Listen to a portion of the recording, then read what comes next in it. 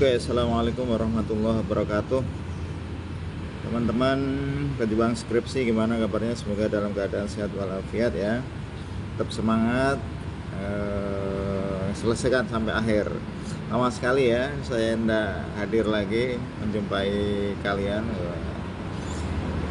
Gimana? Ya tadi sudah ditanyakan. Intinya adalah teman-teman, kali ini kita akan kembali sharing ya, khususnya bagi teman-teman yang baru ya menyusun skripsi, terutama untuk skripsi yang kuantitatif teman-teman ya. Misalnya judulnya adalah pengaruh model pembelajaran TSTS kooperatif tipe TSTS terhadap hasil belajar PAI siswa kelas berapa gitu ya. Nah, tentu teman-teman ini sangat simpel ya. Alurnya seperti ini kalau di metode gitu ya. Yang pertama teman-teman kan mengumpulkan seluruh data tentang hasil belajar gitu ya. Mengumpulkan data hasil belajar itu berupa data tunggal kan teman-teman ya. Habis itu sudah terkumpul semua, selanjutnya adalah dibuat tabel distribusi frekuensi atau diubah ke data kelompok gitu ya.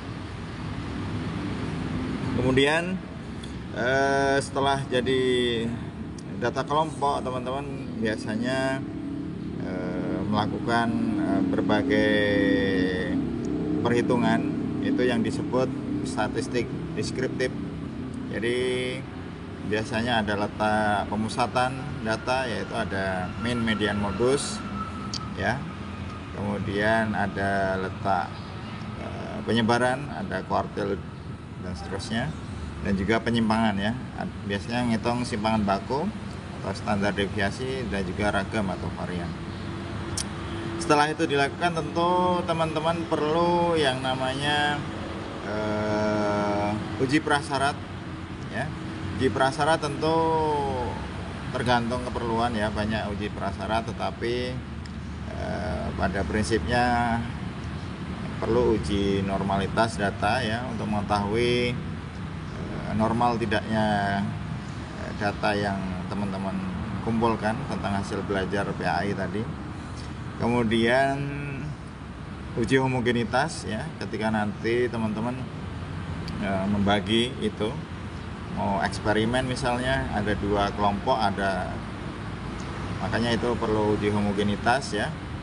Jadi uji normalitas itu nanti teman-teman bisa pakai Lilliefors, Kolmogorov, Smirnov ataupun Chi-square ya. Biasanya kalau data tunggal teman-teman bisa pakai Lilliefors atau Kolmogorov. Lilliefors dipakai kalau banyak datanya itu kurang dari ya, ada yang mengatakan rujukan itu kurang dari 30. Kalau yang Kolmogorov itu yang lebih besar, lebih dari atau sama dengan 30. Tetapi untuk yang TDF ya bisa pakai Chi-square atau Chi kuadrat ya. Kemudian teman-teman uji homogenitas juga banyak modelnya, silahkan dipilih ya. Dipilih dan dipinang.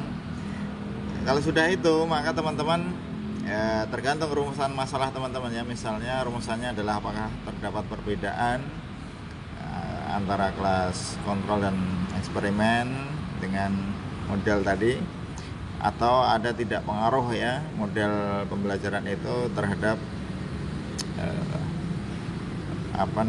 terhadap hasil belajar ya. Maka dari itu setelah uji prasyarat terpenuhi, misalnya normal dan homogen, maka lanjut ke uji hipotesisnya ya. Uji hipotesis tentu teman-teman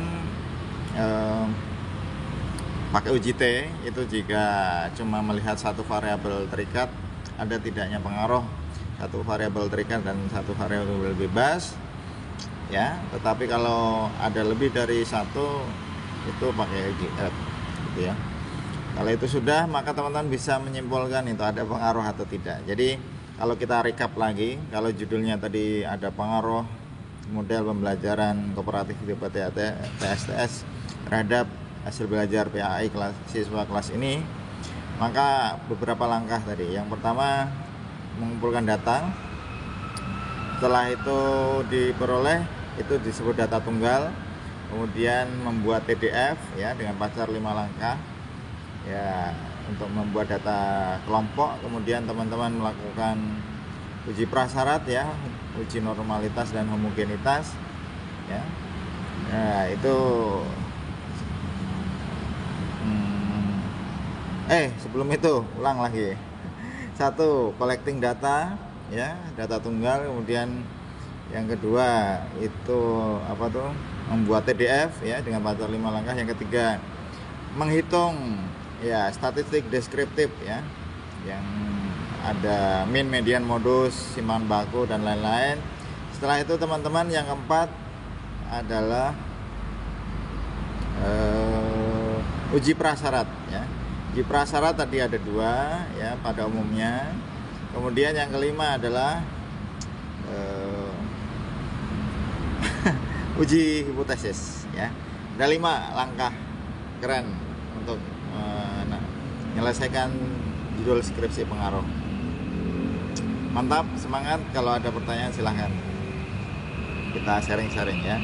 Assalamualaikum warahmatullahi wabarakatuh.